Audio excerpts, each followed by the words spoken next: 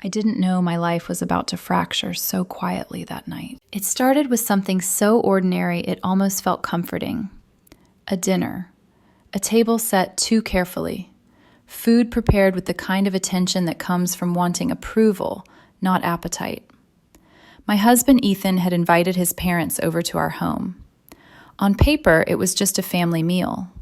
In reality, it was a test I didn't know I was about to fail in their eyes, no matter how perfectly I played my role. I spent the entire afternoon moving through the house with deliberate precision, basting the chicken, folding the napkins, adjusting the lighting the way Ethan always said made people feel welcome.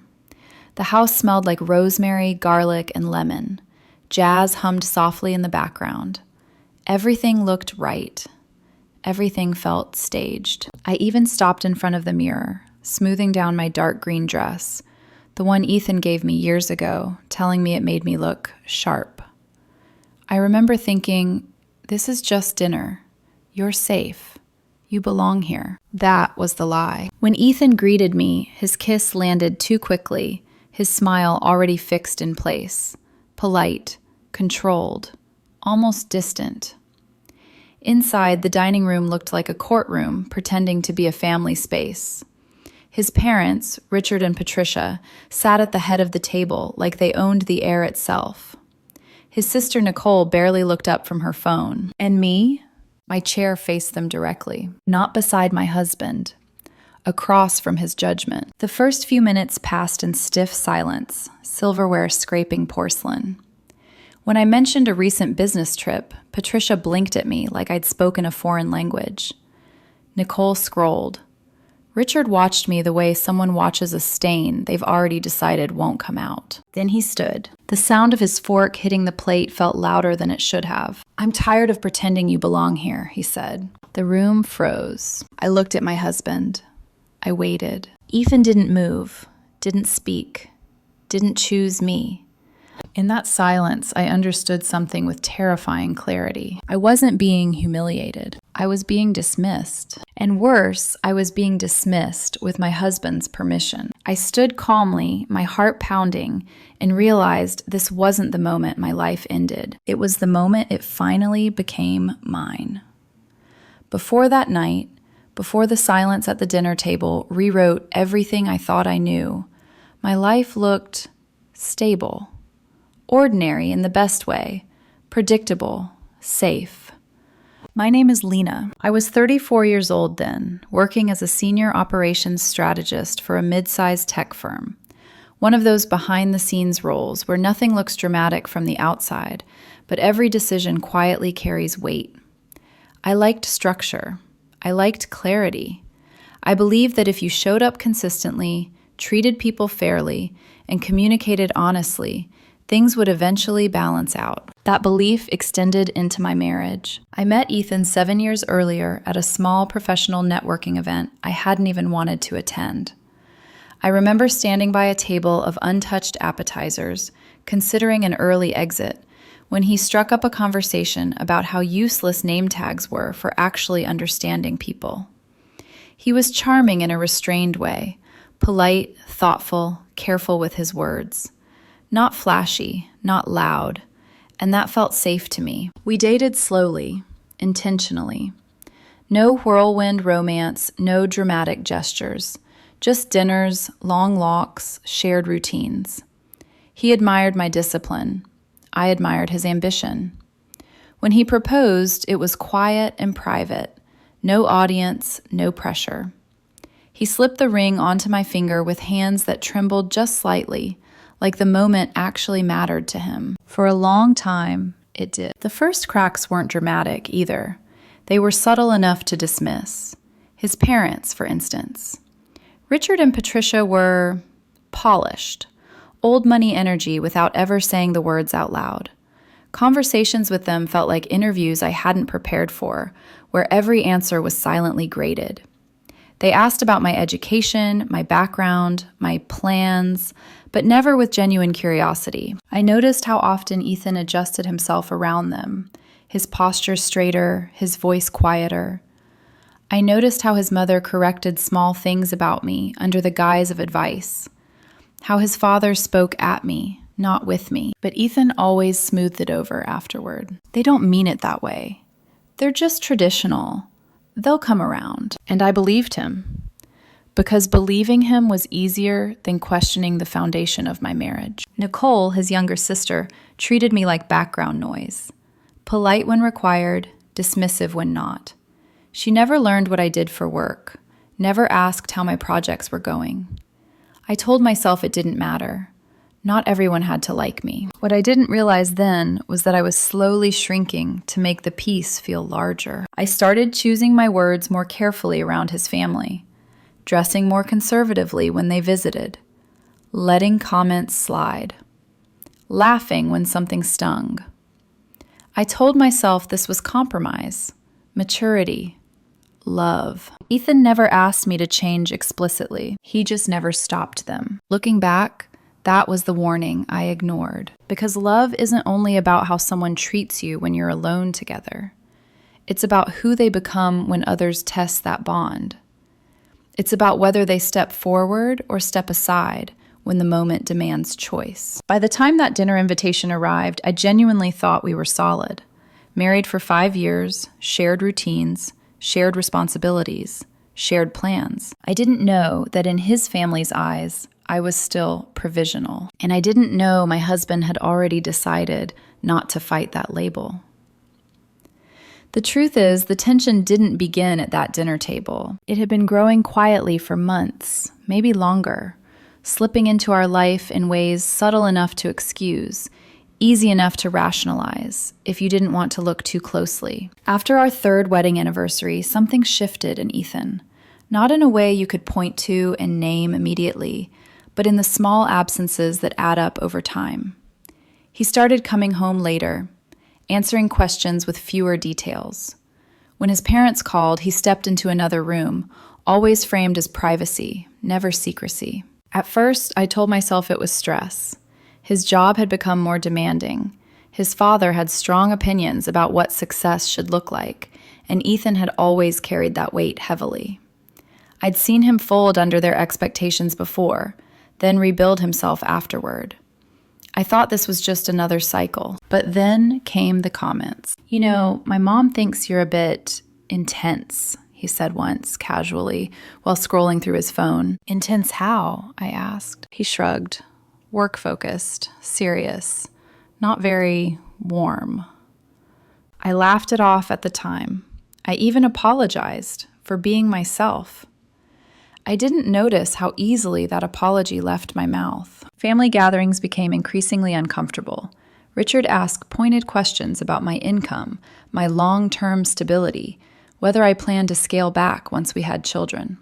Patricia made comments about how exhausting it must be for Ethan to carry so much responsibility. I watched Ethan nod, not aggressively, not enthusiastically, but enough. Nicole once joked, right in front of everyone, that Ethan had married potential, not pedigree. The table laughed.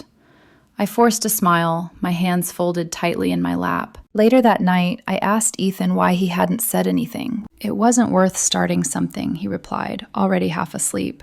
"You know how they are." That phrase started appearing everywhere in our life. "You know how they are. It's just their generation. Let it go." Each time, a small part of me did. The distance between us grew, not because we fought, but because I was doing all the emotional adjusting alone. I became the flexible one, the understanding one, the one who swallowed discomfort so the atmosphere stayed calm. And Ethan? He stayed neutral. I didn't recognize neutrality for what it was then. A slow erosion of partnership. The invitation to dinner arrived via a group message from Patricia. Formal, polite, almost rehearsed. "We'd love to have you both over for a proper family evening." Ethan seemed relieved, like this would reset something. I wanted to believe that too. I thought maybe this was the moment they'd finally accept me. Maybe if I cooked well enough, spoke carefully enough, proved, once and for all, that I belonged. What I didn't see was that the decision had already been made. The dinner wasn't an olive branch. It was a verdict waiting to be delivered. And the most painful realization, the one that crept in long before Richard ever opened his mouth that night, was this. Ethan had already chosen peace with them over truth with me. I just hadn't admitted it yet. The moment itself didn't arrive like an explosion. It arrived with ceremony, with silverware aligned too perfectly, with wine breathing in crystal decanters, with chairs placed just far enough apart to remind me, subtly, that this was not my territory, even inside my own home. I remember the way Richard stood up, slowly, deliberately, like a man who knew the floor belonged to him the moment his feet left the chair. His fork touched the plate with a soft but unmistakable clink. The jazz in the background suddenly felt intrusive, inappropriate, like music playing during a funeral. "You know what?" he said, his voice louder than necessary, already sharpened with intent. "I'm tired of pretending you actually belong here." For a second, my body forgot how to breathe. The air thickened. The lights seemed harsher. I felt every eye in the room lock onto me, not with surprise, but with expectation. Like this was a scene they had rehearsed internally long before tonight. "Excuse me?" I asked. My voice sounded steady, even to my own ears. That surprised me. "You heard me," he snapped, pointing at me without hesitation. "You're not one of us. You never were.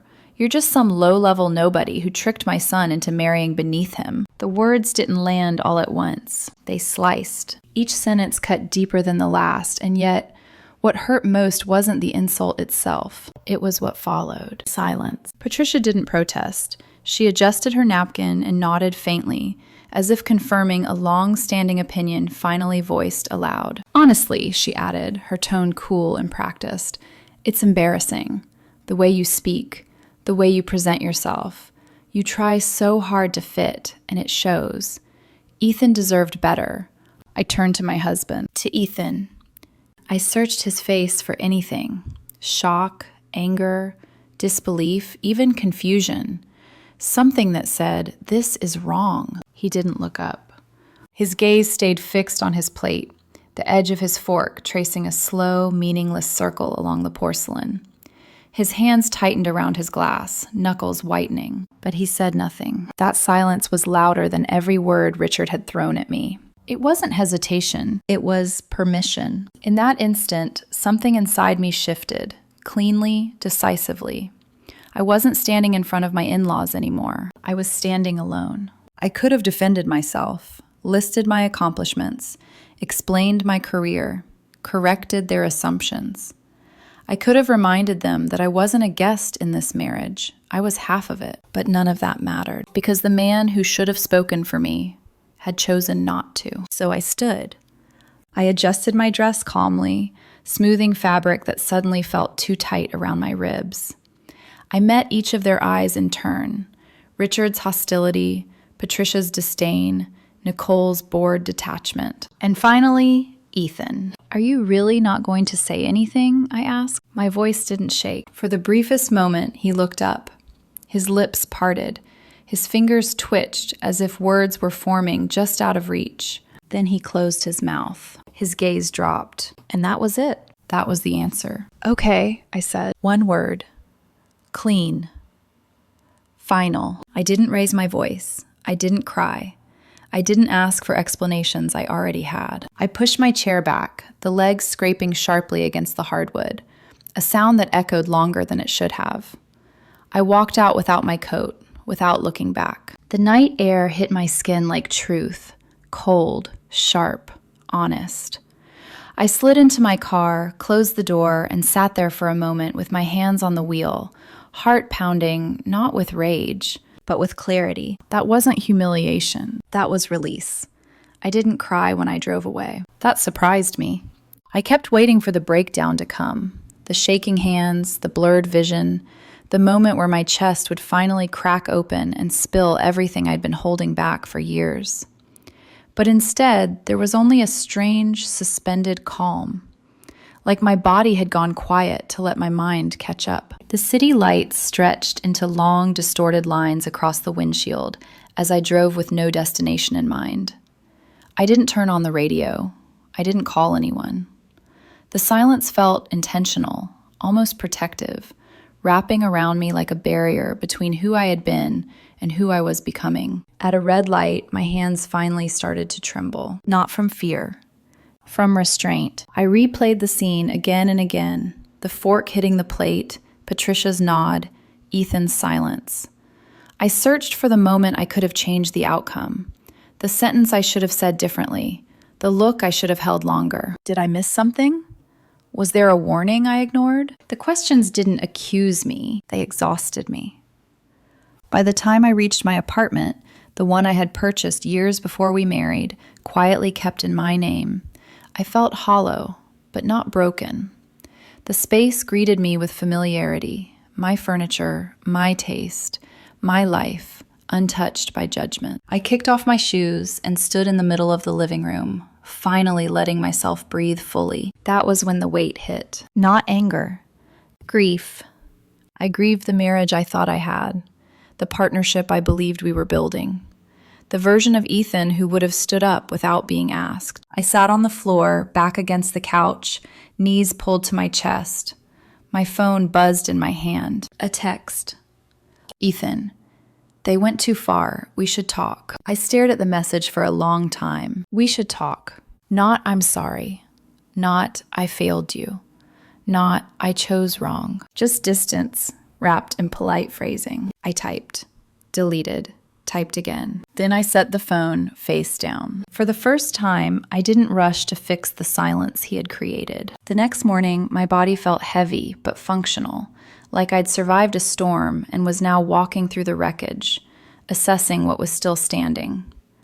I went to work. I answered emails. I spoke in meetings with a clarity that surprised even me. People listened. At lunch, I caught my reflection in the bathroom mirror. My eyes looked tired, but steady. Something in my posture had changed. I wasn't shrinking anymore. That night, Ethan called. I let it ring. Then again. On the third call, I answered. I didn't know they were going to say those things, he said quickly, as if speed could replace accountability. But they did, I replied. My voice was quiet. And you let them. He sighed. You know how they are. No, I said. I know how you are. The line went silent. I needed you, I continued. Not explanations, not neutrality. I needed you to choose me. I froze, he admitted. And for the first time, I believed him. But freezing is still a choice. I'm not asking you to fight your parents, I said. I'm asking you to stand beside your wife. He didn't answer. That silence felt familiar now. When we hung up, I didn't feel devastated. I felt done. That night, I slept without crying. Not because it didn't hurt, but because something inside me had already stepped out of the wreckage and closed the door behind it. The days that followed didn't explode. They tightened, like a knot pulled slowly, deliberately, until every breath required intention. Ethan didn't come home that night, or the next. He sent short messages, logistical, careful, emotionally vacant. I'll give you space. We can talk when things cool down. As if what happened was a disagreement, not a revelation. I let the space exist. I needed it too. What I didn't expect was how quickly his family would fill the vacuum. The first call came from Patricia 3 days later. I didn't answer. She left a voicemail, her tone softened, almost maternal. Things were said in the heat of the moment. Families say things they don't mean. We're all emotional. Not an apology, a reframing. I deleted it. The second call came from Nicole, who had never once reached out to me directly before. She texted, I think you're taking this too personally. I stared at the screen, waiting for the punchline that never came. Too personally. As if dignity were a preference. As if respect were optional. At work, I started staying later. Not because I needed distraction, but because I felt sharper there, more myself. Decisions came easily. Conversations were direct. No one asked me to be smaller to make them comfortable. That contrast made everything else impossible to ignore. Ethan finally came by the apartment at the end of the week. He stood in the doorway like a guest, hands shoved into his pockets, eyes scanning the space as if seeing it for the first time. This had always been my place. He had never objected to that. Now the distance between us had weight. "They're worried," he said after a few minutes, as if that was the most urgent truth in the room. I folded my arms. "About what?" "About us," he replied. "About how this looks." There it was. Not how it felt, not what it cost, how it looked. "They think you misunderstood," he added carefully. "They're willing to move past it if you are." I laughed, not loudly, not bitterly, just once. A short, involuntary sound. "They didn't misunderstand me," I said. "They revealed themselves." He frowned. "That's not fair." "No," I corrected. "What they said wasn't fair. What you did was worse." He tried to explain. Pressure, history, family dynamics. The same words rearranged in different orders, hoping they'd land differently this time. "They've always been like this," he said. "I didn't think—" "That's the problem," I interrupted. "You didn't think about me at all." His jaw tightened. "So what? You want me to cut them off?" "I want you to stop offering me up as collateral to keep the peace." He didn't answer. Instead, he reached for compromise. Counseling, time, distance, temporary solutions to a permanent fracture. That night, his mother sent an email. Long, polished, structured like a business proposal. She wrote about family unity and shared responsibility, about how I could have handled things more gracefully, how Ethan was caught in the middle, as if the middle were neutral ground, as if standing still while someone you love is dismantled were anything but a decision. The next message came from Richard. Short, blunt, unfiltered. "You embarrassed us. Ethan deserves loyalty." I read it twice. Then I blocked his number. That was the first boundary I'd set without apology. It didn't end there. Friends I thought were mutual started reaching out, tentative, cautious. Some asked if I was okay. Others asked if I was willing to reconcile. One even suggested that standing up for myself might have escalated things unnecessarily. I stopped explaining. I stopped justifying. I started noticing something else instead.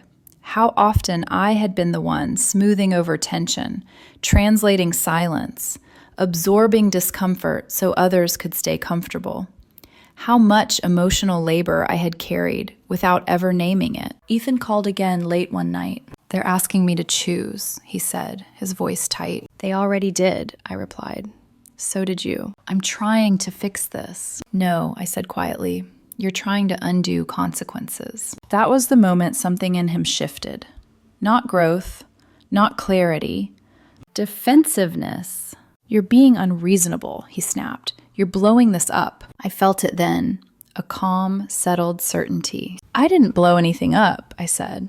I stepped out of the blast radius. The call ended without resolution. But inside me, something resolved completely. I started making decisions. Practical ones. Necessary ones. I separated accounts, reviewed documents, spoke with an attorney, not out of spite, but out of self-respect. I didn't tell Ethan right away. I didn't need permission to protect myself. When he found out, he accused me of planning an exit. I didn't deny it. "I'm not leaving out of anger," I told him. "I'm leaving because I finally see the shape of my life without constant negotiation for basic respect." The escalation wasn't loud. It was relentless. Family pressure, emotional withdrawal, rewritten narratives. And through it all, I felt myself changing, not hardening, not closing off, but solidifying, like something liquid finally finding its shape. The breaking point didn't come with shouting. It came with quiet. A quiet so complete, it felt like the world had stepped back and left me alone with the truth I'd been avoiding. It was late, past midnight, when I finally sat on the edge of my bed and let myself feel everything I had been out running. The apartment was dark, except for the faint glow from the city outside, streetlights casting thin orange lines across the floor like bars. I realized I hadn't turned on a single lamp all evening. I hadn't needed to. I felt hollow. Not empty in the dramatic sense, not shattered, just depleted. like something essential had been drained slowly over time until there was nothing left to give. That was the night I stopped pretending this was just a rough phase. I picked up my phone without thinking and scrolled through old photos. Trips, holidays, lazy Sundays, Ethan's arm around my shoulders, my smile tilted into his chest. We looked like a team. We looked solid. I stared at one photo longer than the rest. Our anniversary dinner from 2 years ago. His parents had been there too. I remembered that night clearly now. The way Patricia had corrected my pronunciation mid-sentence. The way Richard had redirected a compliment meant for me and given it to Ethan instead. The way I'd laughed it off. And the way Ethan had stayed silent. My chest tightened.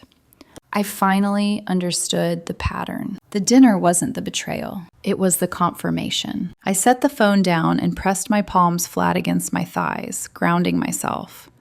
My breathing came shallow at first, then uneven. My throat burned, not from tears, but from the effort of holding them back. How did I let this happen? Not in a self-blaming way. Not cruelly, but honestly. I had been so focused on being understanding, adaptable, reasonable, that I had slowly trained everyone around me to believe I would absorb whatever they handed me. Discomfort, disrespect, silence. And the moment I stopped absorbing it, I became the problem. That realization hurt more than Richard's words ever could. I slid down onto the floor, back against the bed, knees drawn close. My body finally gave in. Tears came quietly at first, then harder, short, sharp breaths breaking through my chest. I covered my mouth with my hand, not because anyone could hear me, but because something in me still didn't want to be too much. That thought made me laugh through tears. Too much. I cried for the future I had imagined, the children we talked about in abstract terms, the house we planned but never chose, the version of Ethan who might have grown into someone braver if I had demanded more sooner. I cried for the woman I used to be, the one who believed love meant endurance. And underneath all of it, there was fear, not of being alone, but of admitting that I had been alone for a long time already. At some point, the tears stopped on their own. My body slumped forward, exhausted. My head rested against the mattress. I sat there until the quiet stopped feeling heavy and started feeling honest. That was the lowest point. Not because I felt worthless, but because I finally stopped lying to myself. The next morning, I woke with swollen eyes and a dull ache behind them. I made coffee and stood by the window, watching the city wake up. People moving with purpose, lives unfolding without pause for my private collapse. I felt small. But I also felt something else, something faint, unfamiliar, relief. There was no more waiting. No more hoping Ethan would suddenly choose differently. No more negotiating with a family that had already decided my value.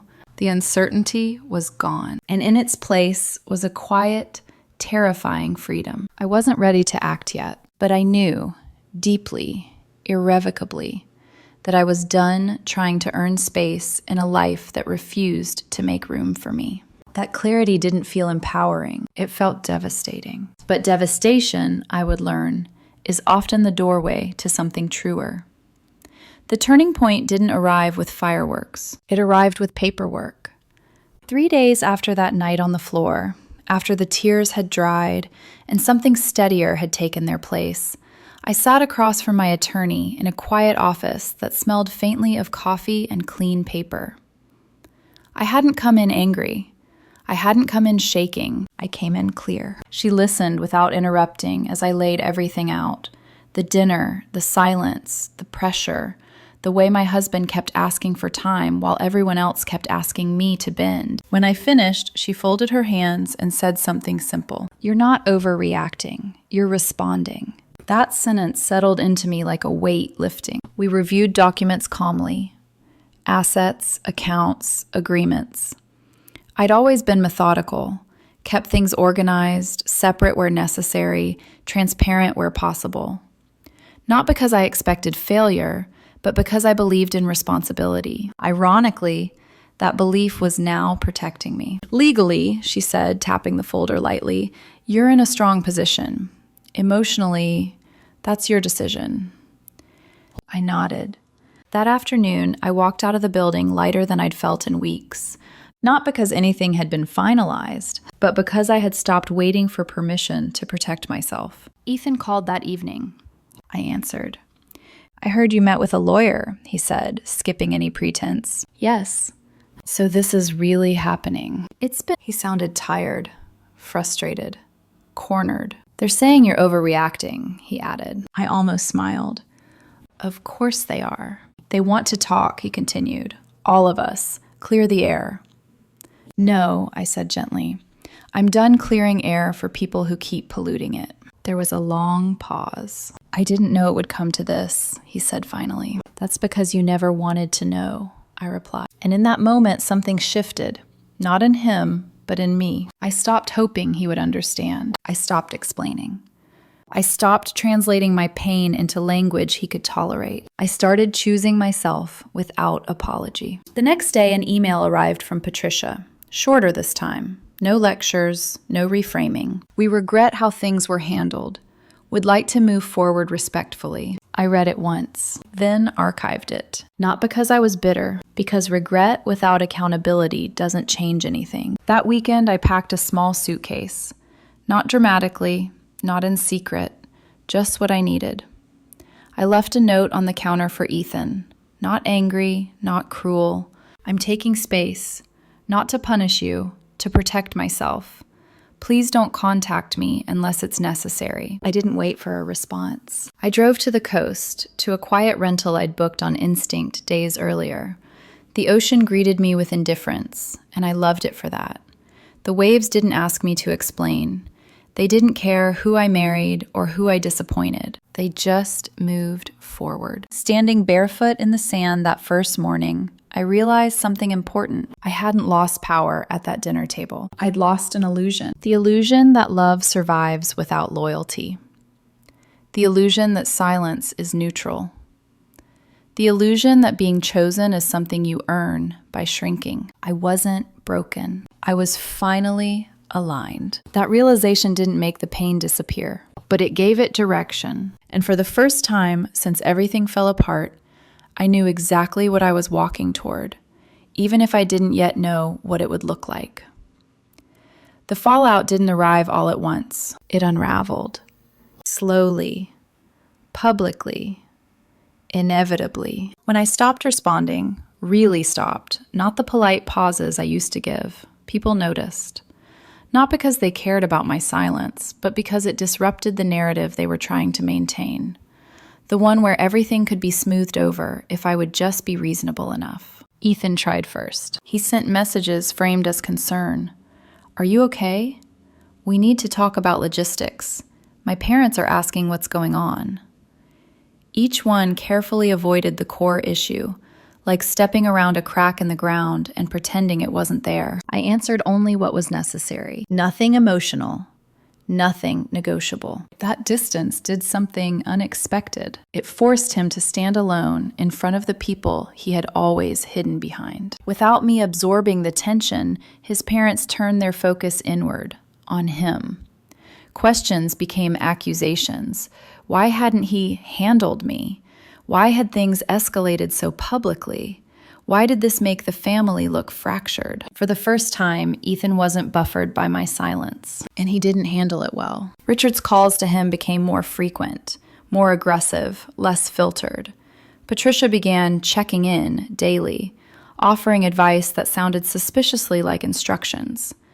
Nicole complained openly about how awkward things had become now that I was no longer there to smooth gatherings over. I wasn't present, but I heard enough. Through mutual friends, through careless remarks, through Ethan's increasingly tense voice when we spoke about paperwork and timelines. The story they told others shifted too.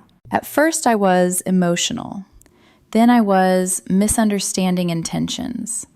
Eventually I was refusing to move on. What they couldn't say, what made people uncomfortable, was the truth. That once I stopped playing my role, the dysfunction became visible. Friends who had previously urged reconciliation started pulling back. Not dramatically, just quietly. Invitations stopped coming. Conversations grew shorter. The version of Ethan they were now seeing, defensive, resentful, unable to explain what he'd lost, didn't align with the image they'd been sold. The pressure that once pointed at me started circling him. Ethan called one evening, his voice strained. "They're blaming me now," he said. I closed my eyes. "They always needed someone to blame," I replied. "I was just convenient." Silence. "I didn't think they'd turn on me," he admitted. That was the moment I understood something with painful clarity. He hadn't protected me because he believed they wouldn't do the same to him. He was wrong. His parents' disappointment grew louder as weeks passed, not because they missed me, but because without me, their control over the narrative slipped. There was no polite buffer, no emotional translator, no one willing to soften the edges of their behavior. People started noticing. A cousin asked uncomfortable questions. An old family friend declined an invitation. Someone mentioned, casually, pointedly, that maybe Richard had been too harsh that night. Patricia hated that. She reached out once more, this time directly to me. Not an apology, not accountability, a request. She wanted me to help smooth things over, to talk to Ethan, to reassure others that the family wasn't fractured. I read the message twice, then deleted it. I wasn't leaving quietly, so I could continue doing unpaid emotional labor from a distance. Ethan's life began to shrink in ways mine didn't. Work stress compounded, family pressure mounted. The identity he had built, successful son, balanced husband, good guy, started collapsing under scrutiny. Meanwhile, I expanded, not loudly, not vengefully, just forward. I focused on my work, took on projects I'd previously declined, reconnected with people who knew me outside the context of his family. I slept better, laughed more freely, made decisions without rehearsing how they would land with people who didn't respect me. The contrast was stark. One night, during a final conversation to finalize documents, Ethan said something that stopped me cold. "I didn't realize how much you were holding together." I met his gaze calmly. "I didn't either," I said, until I stopped. That was the last emotional exchange we had. After that, the consequences finished unfolding on their own. His parents didn't get their neat resolution. He didn't get the version of marriage that required no courage. And I didn't get an apology that changed the past. What I got was something better. Peace. Not the fragile kind that depends on everyone else behaving well, but the solid kind that comes from no longer betraying yourself to keep others comfortable. I walked away without shouting, without revenge, without spectacle. And somehow, that quiet exit was the loudest truth of all. Healing didn't arrive as a celebration. It arrived as routine. Morning light through unfamiliar curtains. Coffee brewed the way I liked it. Silence that didn't feel like punishment, but permission. I didn't wake up one day suddenly fearless or triumphant. I woke up steady, and that was new. I rebuilt my life quietly, not to prove anything to anyone, but because it finally belonged to me again. I moved forward without announcing it. New projects at work, new boundaries that didn't require explanations. I stopped flinching when my phone buzzed.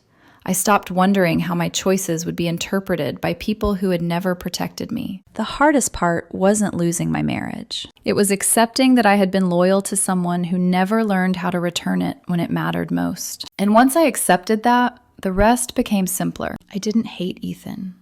I didn't wish him harm. I just stopped carrying the weight of his indecision. I forgave him privately, not to reopen doors, but to close them without bitterness. Because forgiveness isn't reconciliation, it's release. I learned something essential through all of this, something I wish more women were taught early instead of late. Love that demands your silence is not love. Peace that requires your erasure is not peace. And loyalty that only flows one way is not loyalty at all. Strength doesn't always look like confrontation. Sometimes it looks like walking away calmly while others expect you to beg, argue, or explain yourself into exhaustion. I didn't win because Ethan lost. I won because I stopped losing myself. There are people who will only value you when you stay small enough to fit their comfort. When you stop shrinking, they'll call it selfish, difficult, unreasonable. Let them. The right life doesn't require you to disappear to be accepted. Today, my world is quieter, but fuller, built on choices I make without fear of judgment, surrounded by people who don't need me to earn basic respect. I didn't rebuild from ruins. I stepped out of a structure that was never meant to hold me. And in that clarity, I found something stronger than revenge. I found myself.